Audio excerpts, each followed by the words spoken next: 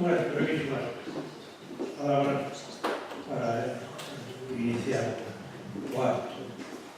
Como presidente do Ateneo, paísome moi grato expresaros a nosa fonda satisfacción por celebrarnos xuntos de este encontro coas autoras que foron galardoadas nos premios da crítica de narrativa e poesía en lingua galega do 2017.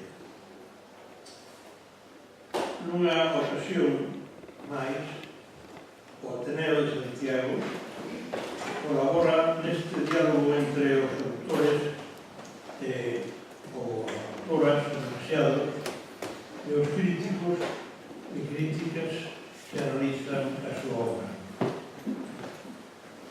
Damos, pois, a benvida damos as escritoras Emma Pedreira, licenciada en Filoloxía Hispánica pola Universidade de La Coruña, por Livio Partas, por Promologos, editado en Galaxia, un libro de relatos que ten como eixe os libros. E a Lupe Gómez, por Camuflaxe, en Chanda Pólvora, un libro de poemas sobre a perda do mundo. Ademais das autoras antes citadas, intervirán nesta sesión literaria dirigida por Mario Regueira, crítico e presidente da Asociación Galega de Crítica, xunto co profesor Burkhard Martús, titular do Departamento de Filoloxía Galega e Latina da Universidade de Vigo, e a escritora Teresa Seara, licenciada en Filoloxía Galego-Portuguesa, que nos falarán das obras premiadas e a trayectoria das escritoras. Non podo negar o afecto que sinto pola celebración dos premios de crítica e no día de hoxe por este acto literario e por estes premios que aínda lembro con xana emoción cando me foi concedido na primeira vez en 1978 por o poemario titulado Tempo de Compostela. Rematarei esta breve intervención coa miña gratitude pola vosa obra e a quen nos acompañades, moitas grazas pola vosa asistencia, sentíndonos tamén moi honrados de colaborar coa Asociación Galega de Crítica neste acto. Moitas grazas, o señor presidente ten a palabra.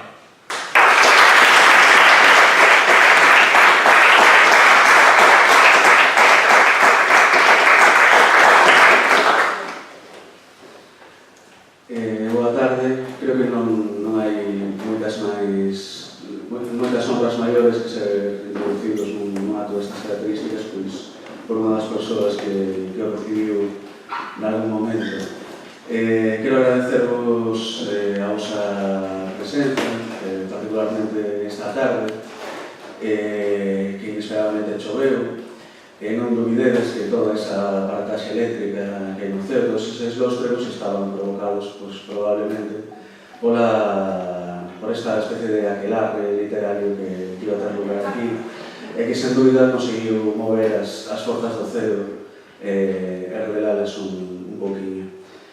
Desde a Asociación Galega da Crítica, pois, eu quería incidir, en primeiro lugar, na faceta das persoas que se dedican á crítica. Eu sempre dixen que a crítica ten os seus dous fíos, e na que neste país parece que toda crítica ten que ser positiva. Temos as nosas dúas facetas, e son facetas necesarias para crear unha sociedade máis disposta a cuestionarse as cousas, máis preparada para enfrontarse ás contradiccións e, en certa medida, creo que tamén máis libre. Estes premios que outorgamos, realmente isto non é unha entrega de premios, é un encontro, porque somos unha asociación humilde, pero con moito capital simbólico que se diría en teoría da literatura. Entón, ben, temos estes premios de moitísima bagaxe, moitísimo peso cultural. Sen máis, para analizar as dúas gañadoras deste ano, congratularnos de que sexan tamén dúas mulleres, porque creo que as mulleres dixeron moito máis irán na historia da literatura galega contemporánea. E sen máis preámbulos, pois, te daré a palabra a Teresa Seara.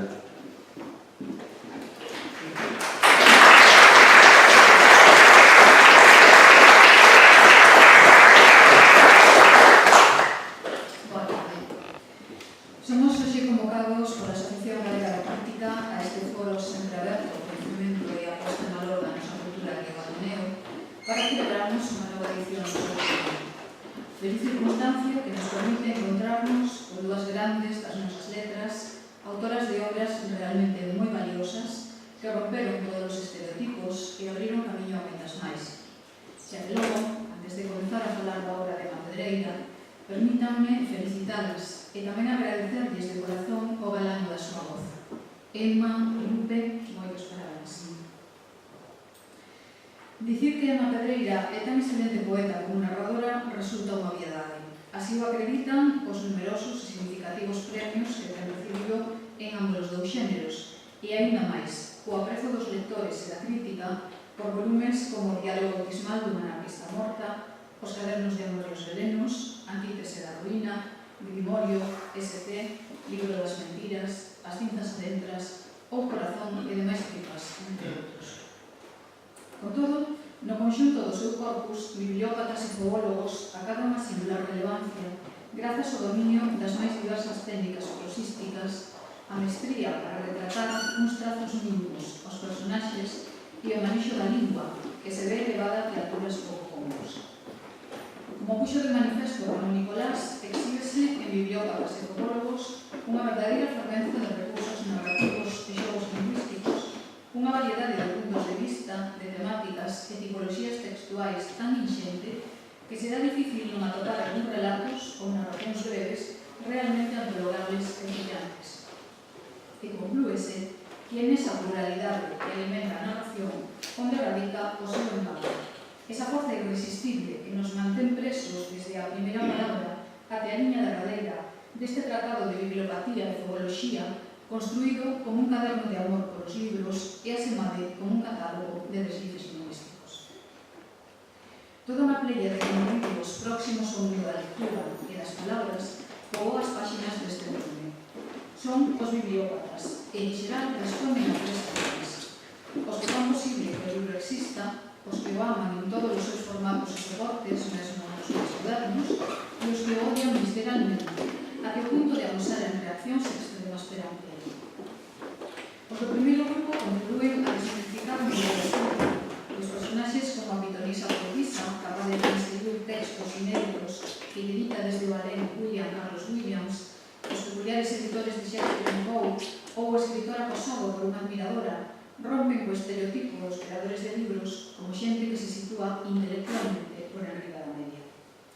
Pola súa parte, os que miran con suspicacia a quen lé e afirman que os libros non só son superfluos, senón mesmo perigosos, acertan de cheo a teor dos graves desordens emocionais que pode causar a lectura, como a bibliomanía, o almacenamento excesivo de volumes que padece o protagonista da Casa Tomada, a bibliofaxia do neno cando devora literalmente as páxinas impresas en hora de presentación non de consulta, ou a bibliografía que teme o personaxe principal de Ocupas, convencido de que os libros o matarán, como lle sucedeu no século XIX o compositor Charles Valentin Alcan, que morreu esmagado pola súa biblioteca, ou en 1947, Alan Lee Collier, cuxo corpo tardou 18 días en aparecer baixo 136 kilos de libros e xornais. De certo, dentro do amplo e variado catálogo de personaxes que Emma nos presenta nas páxinas de bibliópatas e fotólogos, sentímonos máis próximos aos individuos que manteñen cos libros un diálogo gozoso, os que fan súa a máxima enunciada polo explorador Richard Barton, cando afirma que o fogar reside onde se teñen os libros, identificándose a que logo co benestar e co confort, que dicir como aquilo que nos abriga o corazón. Sin embargo, posuir unha biblioteca é fonte de traballos e desvelos. Non só deben limparse os volumes e darlles a volta para que os solos queimen uniformemente, senón que compre establecer unha prioridade de lectura, definir cal é o número exacto de exemplares para considerar que a biblioteca está ben dotada, pero non sucumbe ao incesante e trivial acúmulo da bibliomanía, e dispoñer en que orde agrupalos. Se aplicando a póstuma intención conciliadora practicada por Guillermo Piro, cando xunta autores que en vida tiveran grandes inimizades, ou se seguir pola contra algunha das suxerencias de George Perec, cando indica como posibles criterios a orde alfabética, por continentes e países, por cores, por tipo de encadernación, por data de adquisición ou de publicación, por formato e tamaño, por xéneros, por períodos literarios, por idiomas, etc.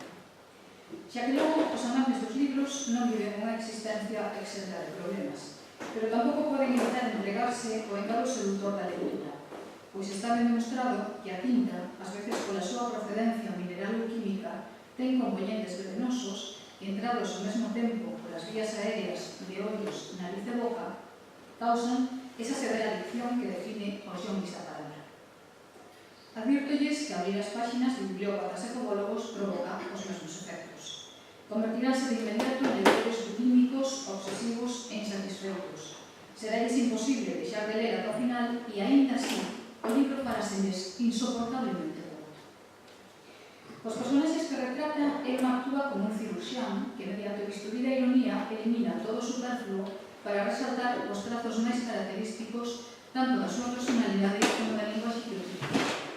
Deste xeito, a lingua é unha marca definitoria do individuo, sobre todo dos progólogos, que deturpan as palabras e piden pancetamol para dor de cabeza ou o ibuprofeno para dor do mes, o Fernandol e a Claudina para as catarreiras e o Don Rogil para esa dor impensable que dan as redoncias. Convivimos con eles todo o tempo e as súas patadas á lingua provocanos, dependendo do noso grau de intransixencia, riso, estupefacción ou mesmo sufoco. Ben o sabe o asasino da nota, cando practica un modus operandi criminal que consiste en baixar as defensas das súas víctimas a base de gritalos e sobresaltalos con grallas e faltas ortográficas e, como golpe final, provocarlles asfixia por asíndeton aos enfercomas. Estou segura de que moitas das deturpacións lingüísticas que se plasman no libro reflicten casos verdadeiros e dan fe, por un lado, da gran capacidade de observación que Emma posúe e, polo outro, do doado que lle resulta converter o cotián en boa literatura, logrando que as extremas entre o ficticio e o real resulten especialmente tenes. Son ben coñecidos por todos os que temos a sorte de tratar a Emma en persoa os seus dotes para os xogos de palabras, así como para dislocar a fraseoloxía tópica fora do seu contexto natural. A presenza no libro destes dous recursos provoca un efecto humorístico inmediato, pero tamén estimula a nosa reflexión sobre a capacidade da linguaxe para crear estereotipos segundo quen, como e onde o emprega. Así, os epitafios que despiden os mortos cun coloquial alo forum ou cun cumprido "Grazas, señor, xa ben que nos durou", parecennos fora de lugar nun espazo tan solemne como o cemiterio. O mesmo sucede con Cándido, personaxe que posúe o don da elocuencia, cando lle desexa a súa noiva todas as noites, con moito amor, un agarimoso descansa en paz, dado que el traballa nunha funeraria. Por todo isto, Bibliópatas e Fotólogos foi definido na página web Comarcas na Rede como unha travesura con aquel de perversión, pois en efecto é un libro brillante e divertido que contén dentro de sí un universo capaz de seducirnos e de prender ao mesmo tempo a nosa curiosidade. Durante o Imperio Romano e na Idade Media, críase que a Eneida era quen de esclarecer todos os enigmas da vida con só indagar nas súas cinzas adentras por medio da bibliomancia. Podemos practicar con bibliópatas e fotólogos esta sorte de adivinación. Abro o libro ao azar e chego á páxina 120. É o final do relato Palabras Meires. E leo. Fálame para facer que exista, xa que, como é ben sabido, só existe de certo o que se nomea. Tamén así sucede cos lectores, que únicamente somos por obra e arte de libros tan magníficos como este, porque, Emma, as páxinas que saen das túas mans sempre nos alimentan o corazón e ben as tripas. Gracias.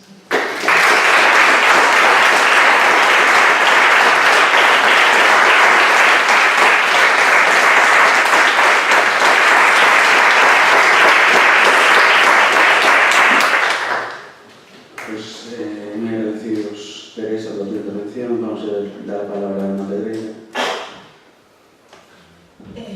Boa tarde a todas e todos. Grazas por acompañarnos. Muchísimas gracias a Asociación Radio Crítica por ter en conta esta travesura para algo tan importante. Muchísimos parabéns a Lupe Gómez, amiga e compañeira. Muchísimo máis que iso. Ás veces, cando quedo sen palabras como sen aire, só podo retomalas a través da tinta, e levo así desde sempre, podendo ficar sen respirar como unha anfibia atascada entre dous estados das cousas, pero non sin a palabra líquida. E así ando estes días, ou estes últimos anos. É polo que case sempre volvo a falar a través de poemas, e últimamente a través do relato, do micro-relato, que é o ser vivo que máis fuxe e máis se atravesa coa poesía, porque son así como é, escapista e atravesada. Gustaríame falar sempre a través de poemas e de microrelatos para contar, para saber de min e para darme un pouco. Así que agora podería facer unha pequena historia para contar o que me trouxo ata aquí, que é o que fago sempre, que é o único que sei facer. Dicir que hai máis de 20 anos, pero son moi poucos máis, alguén puxo nas miñas mans un caderniño moi deteriorado, moi querido, moi manipulado, e fixo dicíndome: lee aquí e goza. E eu, que tiña teima de aprender todo de filoloxía na biblioteca, nos libros e non nas aulas, ese día ali e gocei duns poemas miúdos e fortes como balas, e despois fomos manuscribindo cando os meus apuntamentos. Alguén tiña feito o mesmiño, con aquel caderno de letra preciosa. Alguén tiña copiado do seu puño e letra todos aqueles pequenos poemas dun libro moi forte que o atravesara de tal maneira que non puido evitar copiarlo verso a verso, a man, con toda a paciencia do mundo, como se fixo dende moi antigo a labor da pericopia. A seguinte persoa lectora fixo o mesmo, e a seguinte, e como a min, a todas foron traspasando estes versos poderosos e copiamos unha a unha todas as liñas de pornografía. O primeiro poemario vivo de Lupe Gómez, e desde ese día ela compara. Hoxe falo de Lupe Gómez, para min é inevitable, porque ela é necesaria nesta historia para falar tamén de min, porque, ainda que levaba anos escribindo, a súa descoberta axudou a me situar na incomodidade e no lugar, no lume exacto da palabra, e no respecto tamén nun mundo propio e reivindicable a través da letra. Lupe e eu bailamos xuntas por moitísimos anos, entre libros que tendían pontes e unha narrativa preciosa que se facía carta.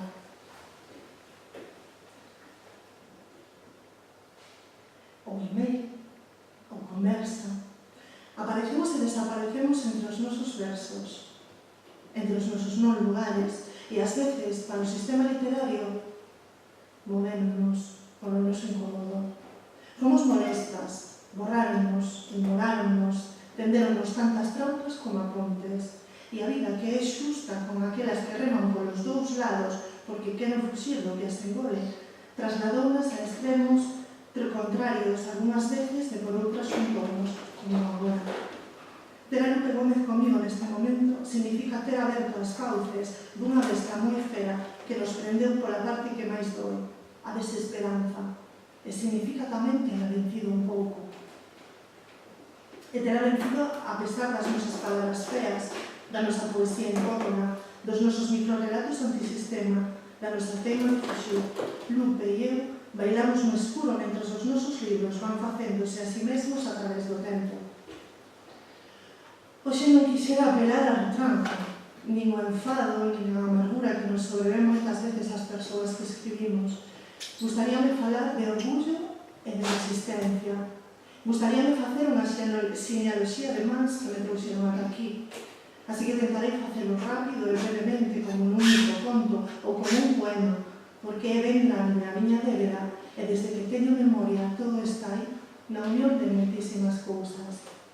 Teño a memoria da voz da miña avoa cantando a curros, a obriga de limpar un a un todos os libros da biblioteca, a da casa e a da vera.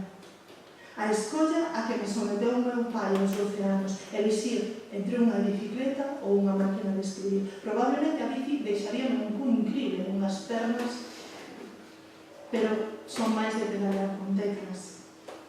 Explicar ás miñas compañeras de segundo de BUC un poema de Alexandre e a profe tomando apuntamentos.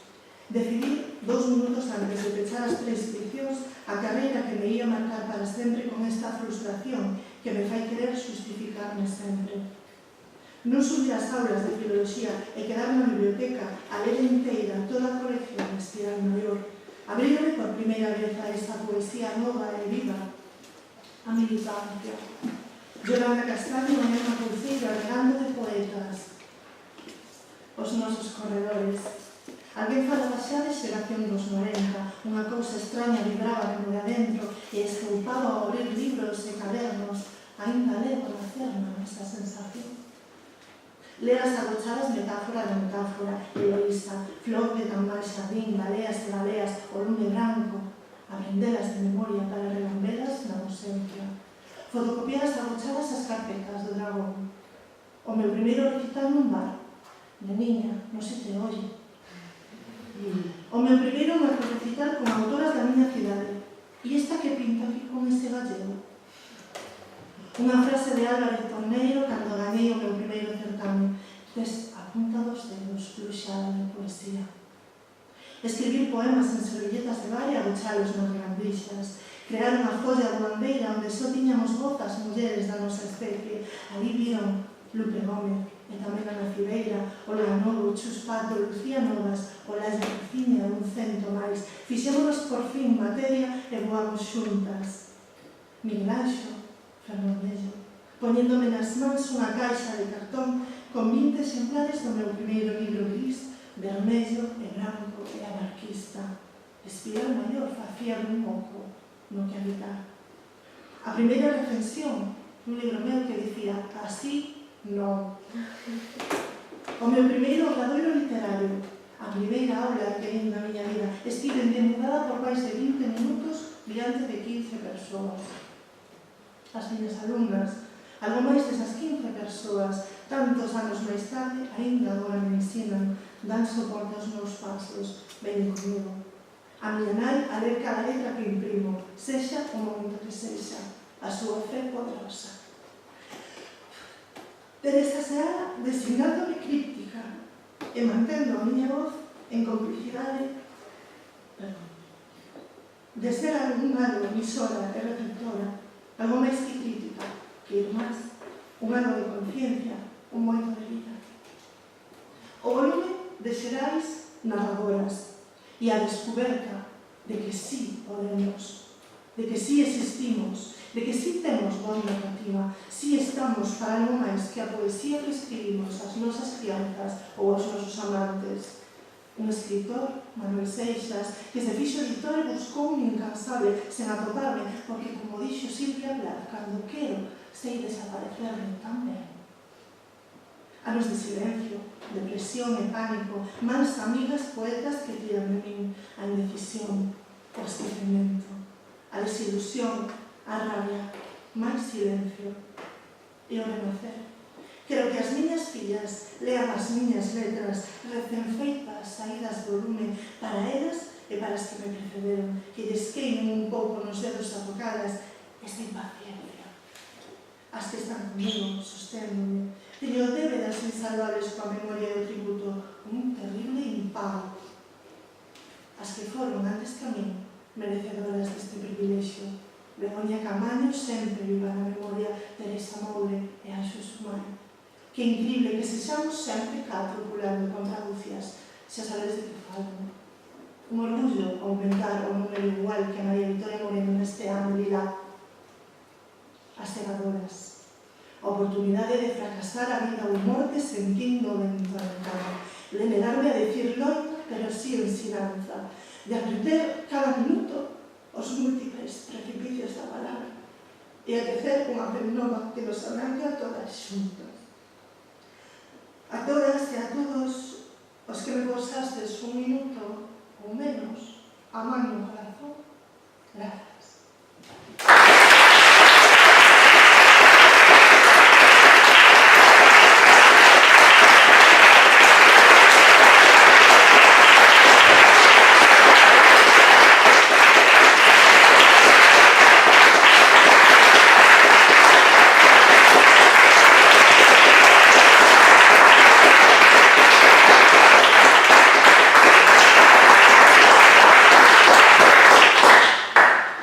Ben, obrigado, Ana, pola emoción, por emocionarnos e tamén por deixarte ti mesmo emocionar.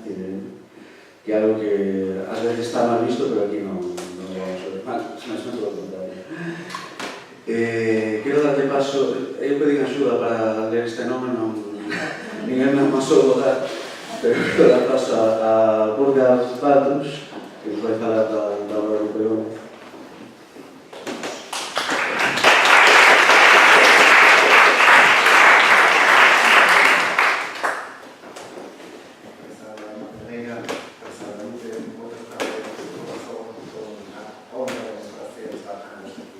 Quiero empezar leyendo un poema de Gómez.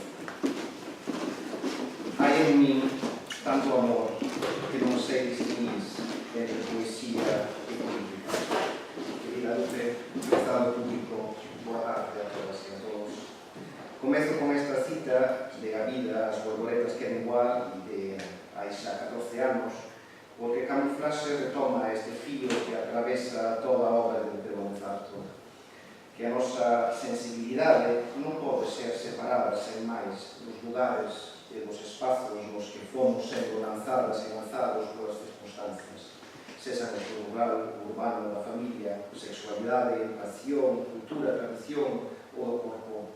Sí, sobre todo do corpo como espazo político, como lugar de construción e desconstrucción do eu e do suxeito, ou como dixo Lupe Gómez en Urbe dos Cabalos, o meu corpo, a casa prostíbulo, matizando despois que nunca romperei o corpo fronte á política. Non sei se serei quen de facer xustiza neste momento extraordinario e luminoso no que Camuflaxe festexa xa o seu segundo premio en tan poucos días. Síntome honrado que a directiva da AEC me convidara a realizar esta laudatio. Con todo, preferiría esconderme, ou usando as palabras da autora, camuflarme nun país estranxeiro, o azul, ou nas augas do mar. Mas tamén debo admitir que na poesía de Lupe Gómez sempre me sentí felizmente camuflado, desde o primeiro momento. Foi no ano 2000, unha desas tardes de chuvia que fan estremecer, que a Anabela Almeida, noviña e recentemente chegada como profesora de portugués de Almada, Lisboa, Vigo, me preguntou se eu conhecía a Lupe Gómez. Foi ela que me descubriu a túa escrita, e fora pola man o seu criterio sempre infalible que nos embarcamos nunha aventura de diálogo e crítica sempre chea de fascinación e eufórica. Por termos atopado algo novo na poesía, algo que dentro do primeiro momento nos parecía estar a transcender fronteiras culturais, culturalistas, nacionais, de tópicos, tradicións e presuizos varios. Novo para nós, novo para a literatura comparada galego-portuguesa, casi inexistente daquela, novo para un certo sentir e estar literario e lector no inicio do novo milenio. E iso que en principio xa chegábamos 5 anos tarde. É ela que debería estar agora aquí comigo a falar para ti, mas é como se estivese connosco. Cando levaramos a 15 anos ao 7º Congreso da IEG en Barcelona unha proposta de comparación entre Lupe Gómez e Atilia López, sentíamos grupos e subversivos, mas daquela tamén resultaba absolutamente lógico para nós que dentro da nova poesía da aldea e natureza galega e unha certa poesía postmoderna e urbana de Lisboa, tal como entre ambas e a pintura de Paula Rego, tiña que existir unha ligación profundamente actual. E aínda que Ana Beaura, máis se despois nos fomos perdendo polas moitas ramificacións da tua obra e as das nosas vidas, xa que, ao fin e ao cabo, o persoal sempre tamén é poético, nunca abandonamos o deseso de divulgar, parafraseando a camuflaxe, a luz que nos inundou as caras. Asentar a crítica literaria da tua obra na academia, traducirse ao inglés, francés, portugués e ao alemán era unha necesidade. Para non falar do orgullo de podermos escoitar o prólogo de Os teus dedos na miña larga coa regra no portugués de Anabela e na voz sonora da Filipa Leal no magnífico programa Literatura Aquí da televisión portuguesa desde outubro do ano pasado. E este premio tamén confirma que a tua obra mereceu chegar e ten que seguir chegando a un público cada vez máis amplo.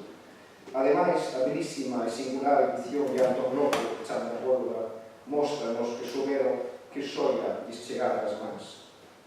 As lecturas cambian, como cambiamos nós, e agora leo Camuflaxe non só como un libro sobre a morte, que tamén, mas antes como palabra feita carne, como palabras feitas corpo da vivencia dun ciclo de vida, de xente e dunha cultura, como reflexión casi existencialista sobre o nacer, crecer, vivir, gozar, sufrir, en xeral e especialmente das mulleres galegas, das da historia, das nais, dunha nai, a túa, mas tamén dunha voz poética, dun suxeito lírico, a fin do ao cabo e en contra do que nos quere facer creer a narratoloxía dunha persoa real e factible.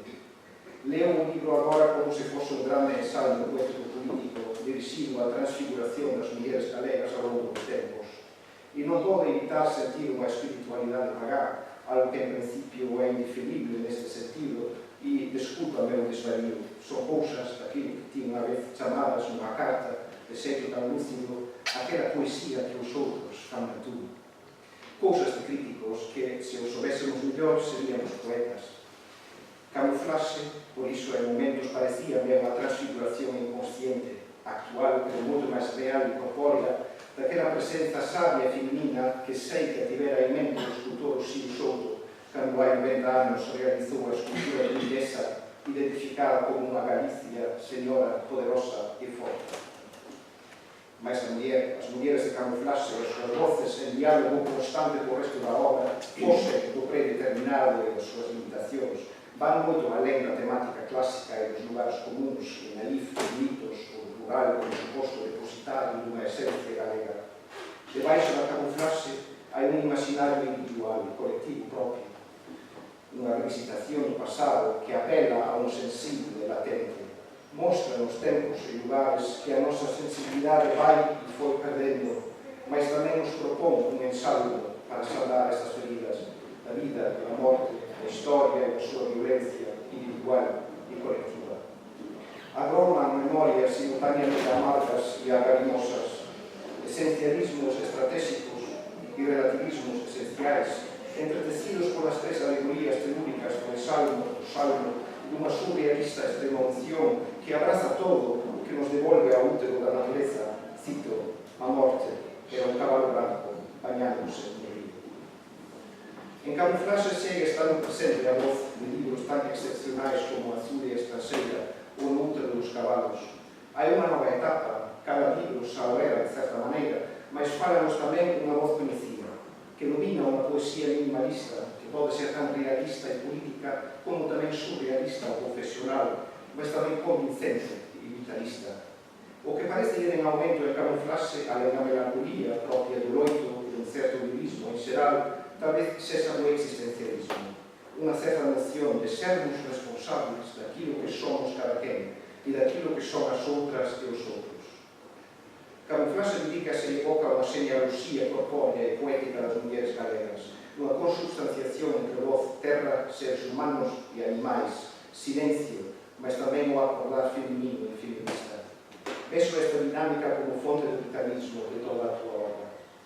Como se non houvese espazo para a decadencia. A nai, figura e metáfora camuflada de aldea, natureza e lingua, de drama poético, do parto como voo e música, evoca a aura poderosa do corpo feminino que xera a vida, un poder que fai que o home, o paterno, enmudeza. A nai é tanto suxeito individual como a alegoría do colectivo, e na súa poetización conviven o real e o espiritual, o histórico político e o poético. Cito, salmo: ti eras a caligrafía amada de Galicia. Outra das metáforas que máis me conmoveron, interseccionista, dirían algunhas teorías, fálanos da confluencia de atraso e progreso, de realismo e estética. Cito: ti non tiñas sonhos, porque as mulleres na aldea non sonham. O atraso económico de Galicia era unha forma de vanguarda artística. A vida rural reenfócase como happening, como evento teatral espontáneo sen trama, que saca a arte das telas e mete na vida pura e dura, coa que se confunde unha performance sen matriz estética.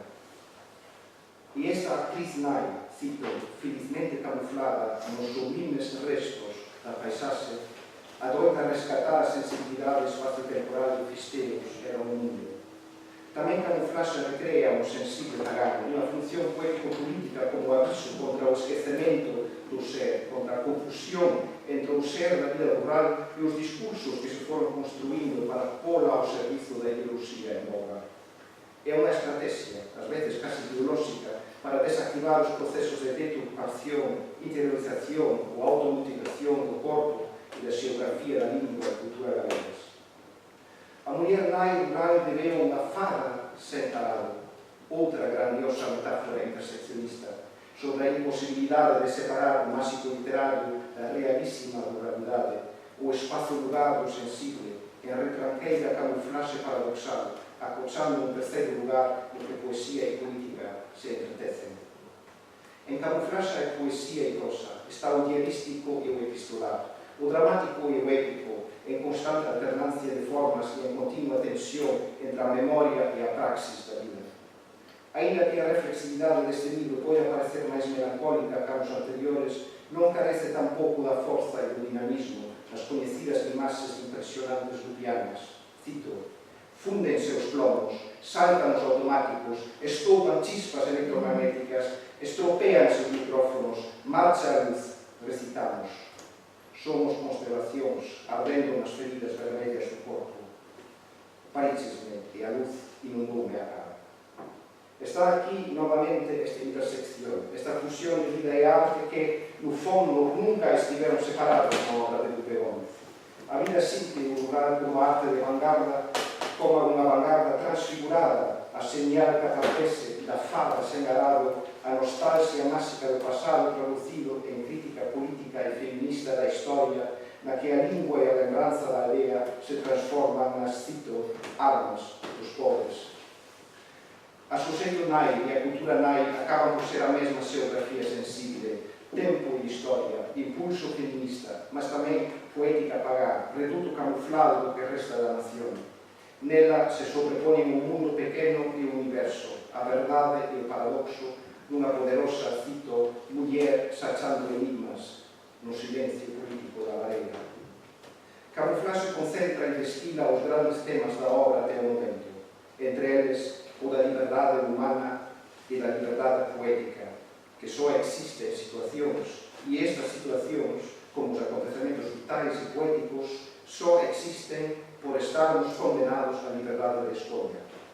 Neste círculo vicioso, a poesía só acontece a través da comparecencia transformadora do suxeito, da acción, que libera e é sempre tamén autoliberación, práctica individual. Marx pensaba que somos produto das circunstancias, tal como as circunstancias son o produto do que somos.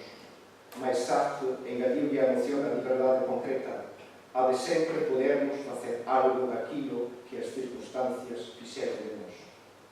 E como xa fixera a pornografía, tamén camuflaxe cuestiona os límites do sensible, do lugar que somos, do noso mapa, do noso corpo político, e a disensión destas limitacións, a comparecencia, a vontade e a radicalidade de reivindicar a liberación de todas as limitacións, de asumir que ser liberdade representa unha equivalencia, unha condición de existencia, case absurda, lonxe de toda a razón. Mas é así que me imagino a aldea sen forma de vanguarda artística, unha existencia traducida en práctica poética, en lógica de acción asertiva, creativa e vital, e así a morte non pode ser solamente absurda, como pensaba Sartre. Ela tamén é surreal, surrealista, un acontecemento poético, un cabalo branco bañándose no río de Galicia, do mundo, do universo. Parabéns, Lupe, grazas por cada verso, seguirei camuflando.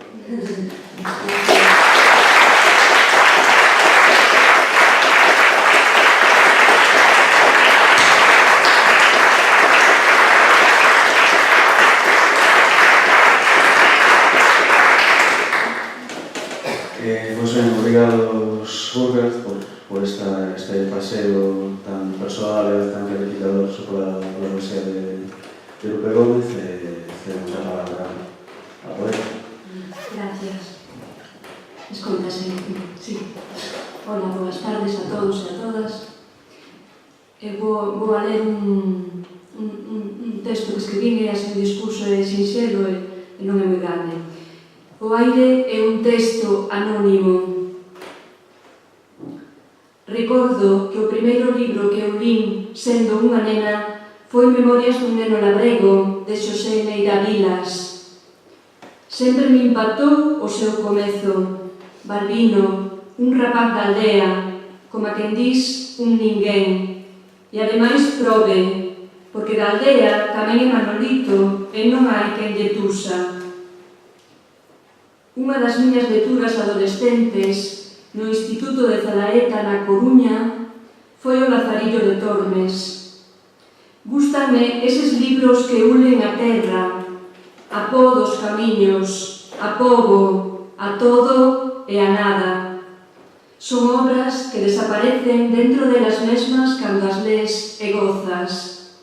Quen é o autor do vento? Quen escribe nas marxes da auga?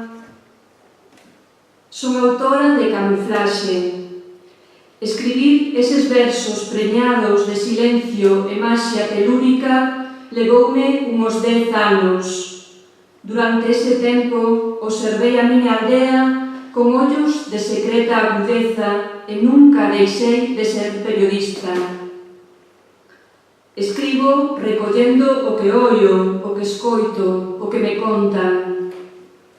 Quizais os autores deste libro son os meus antepasados, a miña familia, os meus veciños de Fisteus, as vacas soñadoras.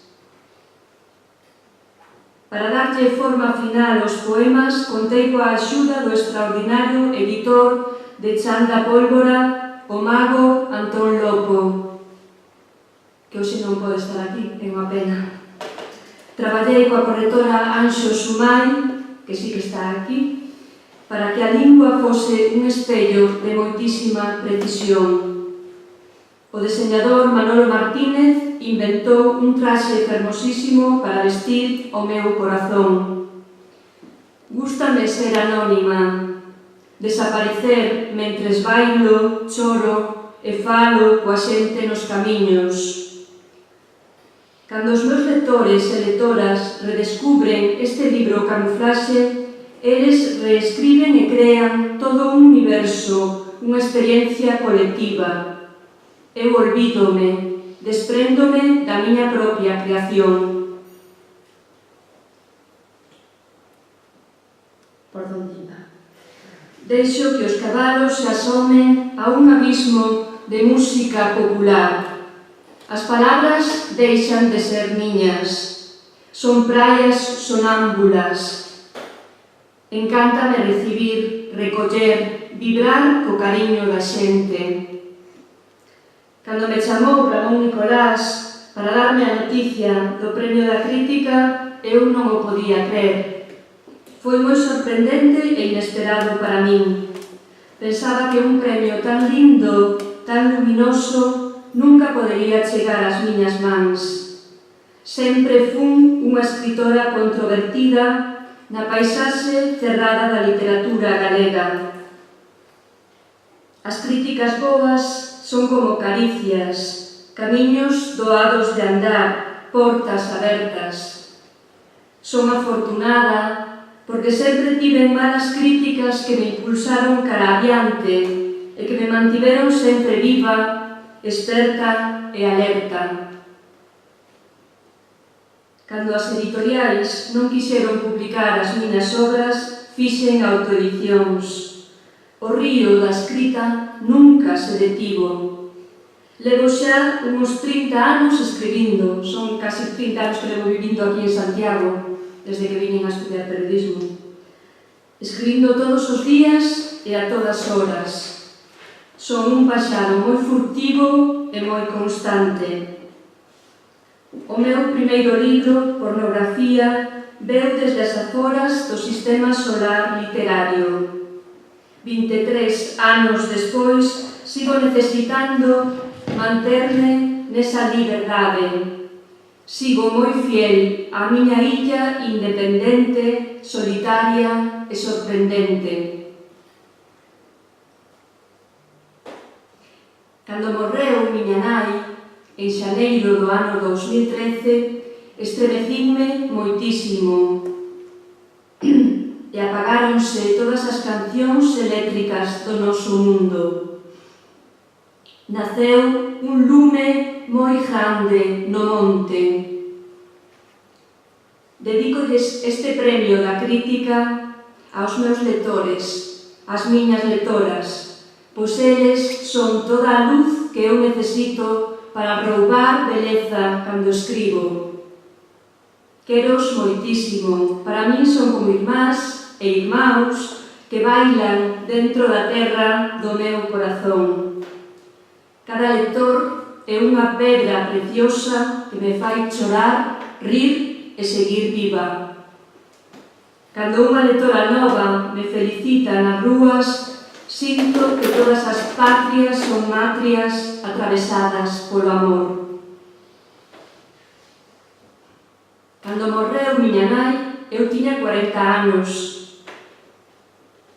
A mesma idade que tiña ela cando me pareu a min nunha cociña con chan de terra nunha casa de pedra. Paríchesme. Dicía o meu entrañable amigo Neira Vilas no seu libro máxico: se eu fixese un libro, nin falar, o gallá que non me atope o caderno, daríame vergoña, e non é para menos, porque nel devorco todo o que sinto. Moi pouca xente o fai. Ainda que se me ocurrise facer un libro, como fixo Smith, de pouco valería o que conte. Smith estivo na guerra e eu son apenas o neno, como me chaman na casa. Son Balbino, un rapaz da aldea, un ninguén.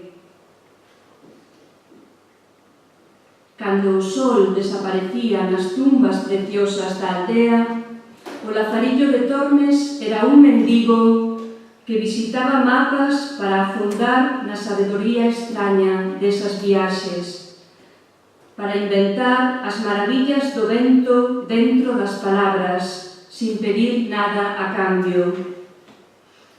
O aire é unha sombra inquietante que se move e avanza cando a noite soña e soña e soña.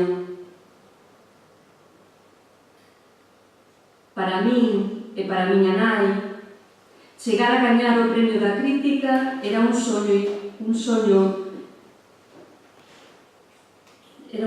moi grande, unha lúa inalcanzable. Ela facía 4 ou 5 queixos cada día, todos os días. Ás veces estaba tan cansa de tanto traballar que adormecía co queixo nas mans e eu miraba para ela no silencio político da lareira.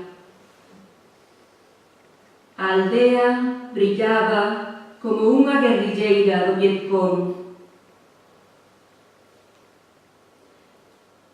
No mesmo ano da súa morte, apareceu un estudo moi fondo da miña obra, feito por moitas voces críticas e coordinado polo filólogo Bogart Paltrus, eu tampouco sei como se pronuncia. Para min, ese volume titulado Lupe Gómez, libre e estranxeira, foi todo un orgullo e alimentou, impulsou moitísimo a miña escrita. Fíxome ser máis consciente de min mesma, máis responsable, máis adulta e lúcida. compartir este premio luminiscente coa miña queridísima amiga, a escritora Emma Pedreira, é tamén unha gran satisfacción. Ela e máis eu, xuntas, temos escrito moitas cousas, vimos da mesma raíz e facémonos maiores. A nostalgia é un animal luminoso. Emma e máis eu, hai xa un tempo, creamos un libro secreto, entrelazando esa seda mistérica que tanto une, xunta, as nosas obras poéticas. Fixemos unha danza de correos electrónicos, unha festa digital para coñecernos mellor a nós mesmas e para ser nubes con música. Un libro que só a nós nos pertence, que nunca desvelaremos nin publicaremos, e que eu gardo nos armarios como se fose ouro en paño. Un lector do meu libro Camuflaxe, chamado Ignacio, comentábame que resulta imposible ler o teu libro estando sentado. Hai que levantarse e camiñar. Sí, a miña obra é sempre unha viaxe ao infinito. O que máis me gusta facer na vida é camiñar. Nunca vou de viaxe a ningún sitio. Nunca visito países estranxeiros, pero recoñezo que son unha gran viaxeira e que o meu estado natural é o movimento, a luz do camiñar. O secreto oficio de inventar rutas novas no bosque prohibido. Para rematar, quixera ler, transcribir, gravar na pel das árbores esta carta breve que eu escribín á miña amiga, actriz Iria Piñeiro, un día calquera, unha tarde de primavera, na cafetería máis acolledora do meu barrio, na zona norte de Santiago. Dicía así: Querida Iria, o sol é un segredo escrito nas fazulas dos merlos. O sábado na aldea cantou o cuco pola mañá, pola tarde e pola noite. Eu quería coñecelo, xogar con el, verlle os ollos, pero el escondíase como un gaiteiro sordo na historia fonda de Galicia. Atravesei carballeiras solleiras, misteriosas, subín o outeiro, entrei na casa do meu pai, abandonada en ruínas, brasas ardendo no corazón da noite. Na entrada había ortigas, eu levaba pantalón curto, pero non me manquei. Sei andar entre toxos duros e silveiras antigas. A lingua é toxo, flor, porta aberta. Acabei, gustaría ler uns poemas, se non vos importa. Sí.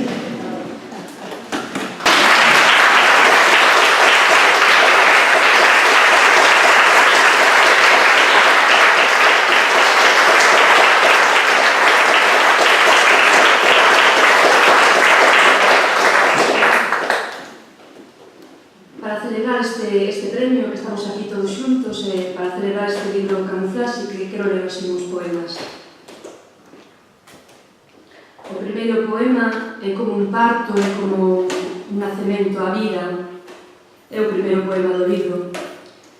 Paríchesme, traías o sangue dos mortos, estaba guardado na artesa. Era entroido. Eu cría na sinceridade aberta dos acordeóns. Hai neve, moita neve, nos campos e na lingua que falo, dentro do estómago político das vacas.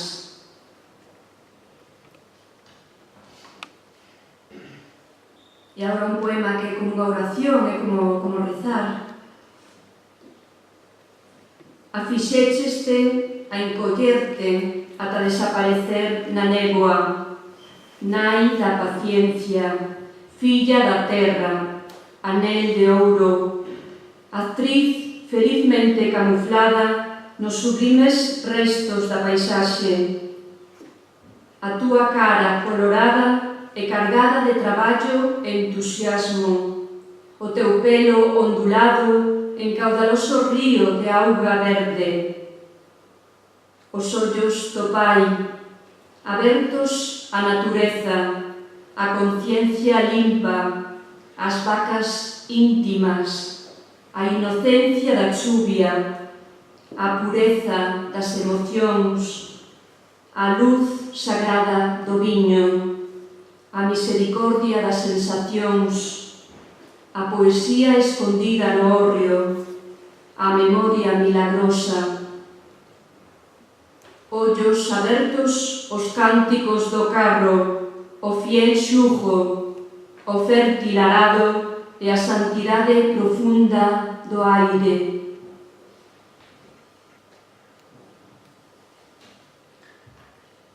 E agora un poema que me leva á infancia, é como unha viaxe, porque me fai recordar.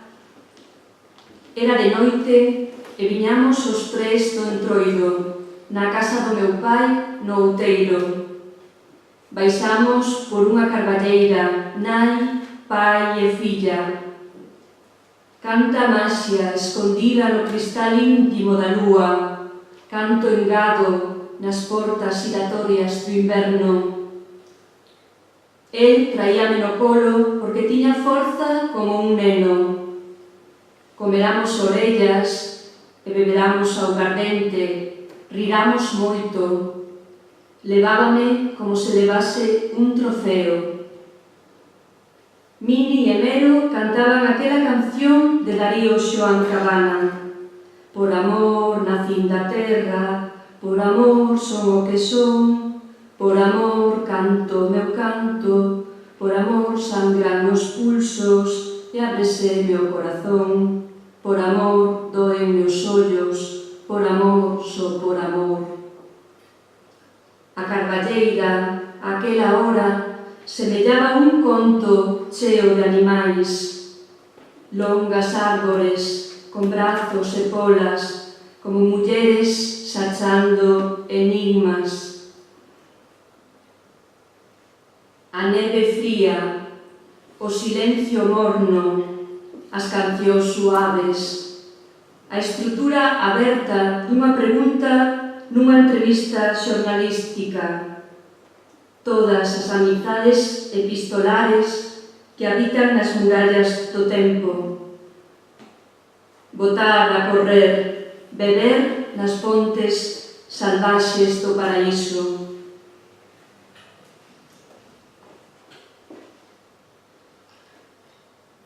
E agora un poema que resulta moi relaxante porque fala de cando estábamos de vacacións, miña nai máis eu en Louro e pasábamos pola praia, pola beira do mar. Fomos de viaxe a Louro, o límite de Galicia, as nosas primeiras vacacións. Tiñas 70 anos, o mar acollíanos. Paseamos pola praia para que curasen as túas varices. Íamos de janchete como túas flores. Eu sostiña a fragilidade azul do teu corpo. E iso facíame sentir inmensa no océano. As ondas acariñaban os pés. Non quero pechar os ollos en yoga porque é como morrer mentres na televisión sucede un combate de cabalos. En realidade, ti non estás morta, estás dormidiña na néboa eléctrica dos campos. Estás moi cansa de chorar, de loitar, de traballar. Hai nenas felas no ventre do idioma, no teu corpo sen esquinas, sen buratos, nin cicatrices. E xa vou rematando xa o último poema, que é un poema breve que me traslada ao futuro con alegría e con optimismo. Gústame máis escribir cartas para persoas mortas que para persoas vivas. Os mortos escoitades mellor. As nais nunca morredes. Transformadesvos en sangue púrpura de Baudelaire, licor de mora. E moitas gracias a todos.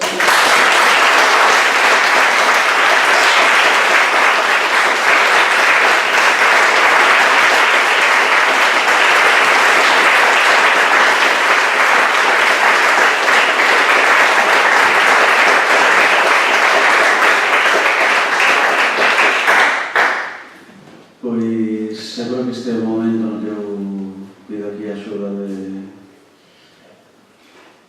todo o secretario da Assembleia da Crítica, Jorge Rodríguez Durán.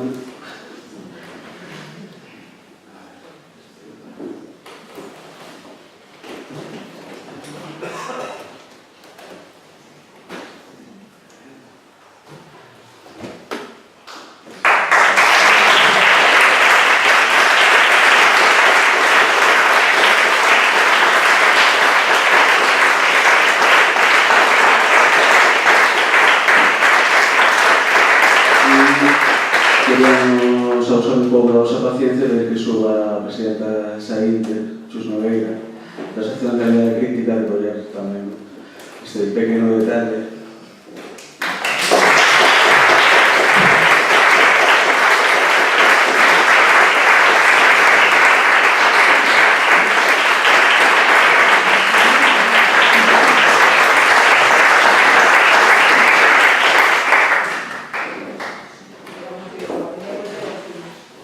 E iba a agradecer tamén a hospitalidade do Tomasento do Ateneo, que nos fixo sentir un ano máis como na casa, e o Ateneo tamén ten agasallos, así que...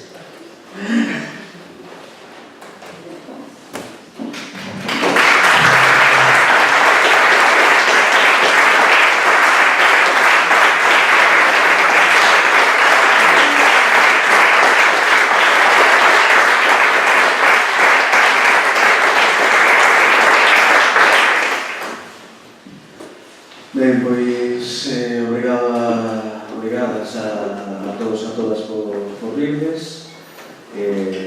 Agradecer unha vez máis o Ateneo, os vixilantes, que a súa hospitalidade, a súa facilidade coa que nos ponen as cousas en bandeixa. Agradecer e parabenizar as autoras e as críticas e os críticos que falaron hoxe. E nada máis, penso que con isto vamos dar por pechado o acto. Obrigado.